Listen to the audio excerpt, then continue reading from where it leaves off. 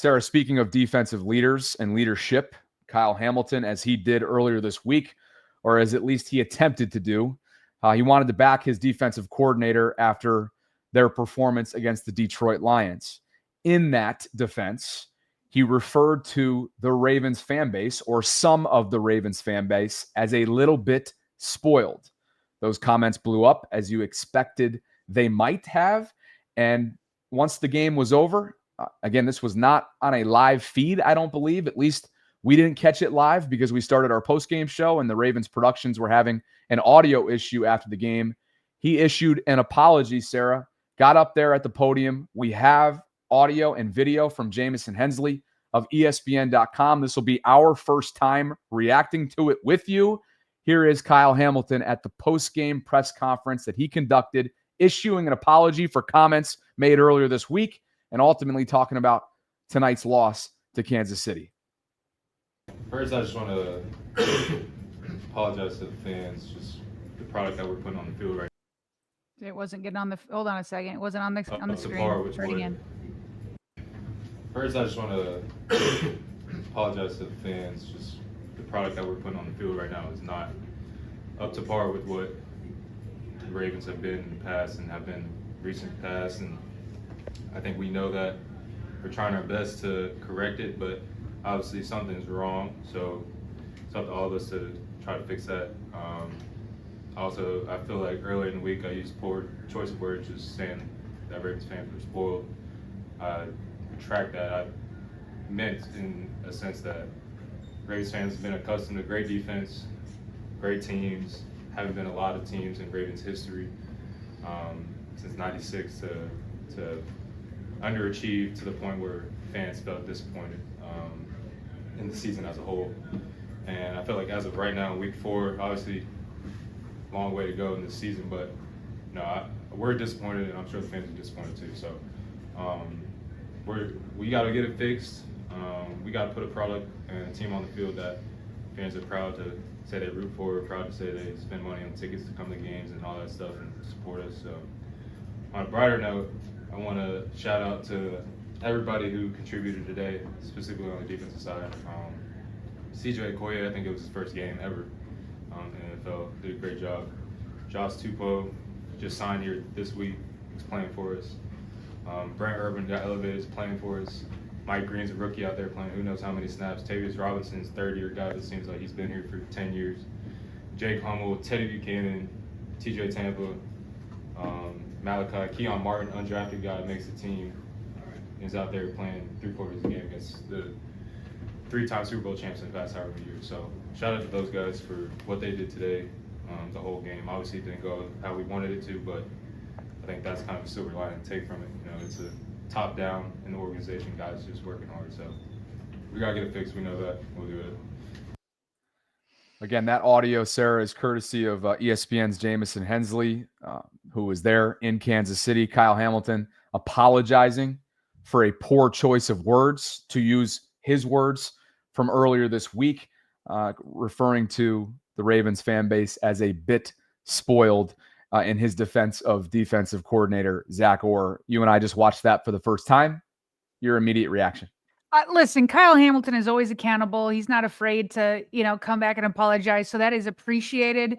I didn't quite understand his explanation where he was like, what I was trying to say is that they're accustomed to great defenses. And it's like, dang right they are. Dang right Ravens fans are accustomed to that. And so, I appreciate the accountability. Kyle Hamilton is always going to be there. He's never going to run from the media. It was the first thing he said, so I appreciate that. And yet at the same time, Bobby, I can't help but think that I just don't like this feeling I'm getting from the Ravens, which started all the way back in the preseason when John Harbaugh said it's not a Super Bowl or bust year. And then he's even right there, he's still trying to say, well, they're accustomed to great defenses. Kyle, what are you accustomed to? John Harbaugh, what are you accustomed to? Why are we trying to downplay expectations for this team? That's what I want to know. Again, appreciate the apology. I believe him when he says I shouldn't have used those choice of words. I shouldn't have called fans spoiled. I shouldn't have done that. appreciate that. But is there an underlying mentality going on in that franchise that I really don't think is healthy? And that mentality is like, we don't want expectations. Yes, I shouldn't have called you spoiled, but maybe the point still stands a little bit that you're accustomed to these great defenses. Like, again, I need to go read what he said because I didn't understand that explanation. But it's like, put big expectations on yourself. Live with them. Feel comfortable with them, because that's all that we had this year. That's all everybody had this year, because you've been so close so many times. It has been Super Bowl outlook since 2019. Why don't I read those comments? Why don't I read those comments? Yes, just because we're all digesting this for the first time. It just came out. The audio was down. Nobody had it in real time besides for the beat reporters that were out there, and the audio obviously wasn't as crisp as it would be. So here is, again, part of that transcription from Kyle Hamilton, just so everything's clear.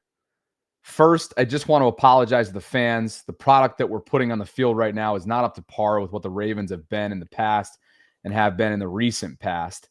And I think we know that. We're trying our best to correct it, but obviously something's wrong. So it's all up to all of us to try to fix that. Also, I feel like earlier in the week, I used a poor choice of words, just saying Ravens fans were spoiled. I retract that. I meant that in a sense that Ravens fans have been accustomed to great defense, great teams. There haven't been a lot of teams in Ravens history since '96 that have underachieved to the point where fans felt disappointed in the season as a whole. And I felt like as of right now in week 4, obviously a long way to go in the season, but we're disappointed. And I'm sure the fans are disappointed too. So we got to go get it fixed. We got to put a product and a team on the field that fans are proud to say they root for, proud to say they spend money on tickets to come to games and all that stuff and support us. That is part of what you just heard there from Kyle. I don't know if that clears that up at all. So he said, I meant to say that they're accustomed to a high standard. That's what you read? He said, I meant to say. Let me see. I meant that in a sense that Ravens fans have been accustomed to great defense, great teams. Yes. Okay. Well, then, yes. The Ravens fans are accustomed to that. And as the person who just got, paid handsomely and deservedly so, like, you're the next generation of that. So as the next generation, keep that standard going and say, hey, I know you guys are accustomed to it and we haven't reached it yet. So again, appreciate the apology, or the apology. And I don't even know that it was needed. It's more needed that the team just turns things around. But again, I just think it speaks to this mentality that I don't like, that I've been hearing from the beginning of the season, that makes them shy away from high expectations. And I feel like they should be comfortable with high expectations by now and live in them and feel much more comfortable in them and excel when all the expectations and pressure are put there, because they had the talent to do it. Very seldom over the years have we talked about the demeanor of this team, the body language, the spirit, the morale. Mm-hmm. There have been times, right, towards the end of the Greg Roman era, there's certainly been times. There have been moments. But right now, this sustained moments, this moment in time that we're in right now, back-to-back weeks. Yes, it's a short week. Yes, they're decimated with injury. Yes, it's been a tall task when it comes to the degree of difficulty, strength of schedule-wise. But they are in a world of hurt right now. And I don't know how they're going to build themselves back up out of this. I have absolutely no idea. More locker room audio coming, courtesy of the beat reporters on the scene at Arrowhead in Kansas City. Derrick Henry, Sarah, speaking with the media. Another one and another clip, courtesy of Jamison Hensley. Bring it on. I look at it with a positive. I tell you what, Derrick is just he speaks so softly that I don't even think it's worth playing this one. I can hear him. I just don't know if anybody can. Let us know in the live chat. Mindset. We running 3. Anybody gonna come out and do it for us? We gotta go back to work. What has to happen? Jamison Hensley's bring it on. I look at it with a positive mindset. Ain't nobody going to come out and do it for us. We got to go back to work. Here's another clip from Derrick's scrum there. This is courtesy of Jonas Schaefer, Baltimore Banner. Just got to go back to the drawing board. fix some mistakes, watch the film, make corrections, and look forward to Houston. But give them credit. What would you kind of see out of Lamar, and was there any sign that he might be leaving the game in the third quarter? Was there a play where you saw him kind of slow? For Lamar, I don't know what happened. Hopefully get him back and grab him. Yeah, for yourself, is it difficult to establish momentum in the game when the carry total is what it was? Let's try to take advantage of opportunities. I don't try to get too caught up in that. Just make something happen when I'm out there with opportunities I get. Tough audio, just tough day, dejected. Woo. tough game, tough all around. it's just more signs, Sarah, that, like you said, whether it's demoralized, dejected, defeated, beaten. It's dejected. That's why we just read a bunch of super chats where people said that Harbaugh lost the locker room. Like, usually when I hear, Harbaugh lost the locker room, I think that, players are like, hey, get him out of here and start rebelling. But whether they're there, I don't know. But boy, oh boy, has he lost him in the terms of, like, this is the second week in a row where Derrick Henry looks like he wants to cry. You know what I mean? It's the second week in a row where it looks like he just can't even, like, muster enough energy to get the words out. He had 8 carries, Bobby. He had 8 carries today. That's it. Here we are again against Kansas City Chiefs, and Derrick Henry in the running game is underutilized. 8 carries, 42 yards, 5.3 per average. Why? Why can't he run more? Why? It just makes no sense to me. Absolutely none. So we see it here again. Here's what happened in short yardage situations today. Jonas Schaefer covered it all. 3rd and 2, you ran and you converted. 4th and 1, you passed and it was incomplete. 3rd and 1, you passed, sack and fumble.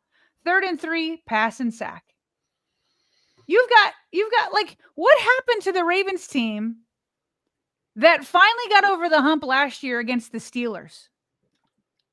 And the Steelers have played the Ravens so well defensively that going into those games last year against the Steelers, it was like, well, I don't know. Can the Ravens beat them? The Steelers, Mike Tomlin, even though they don't have the record to show for it, Mike Tomlin knows how to play Lamar Jackson. TJ Watt, he's been there. He's been there for years. He knows how to play Lamar Jackson.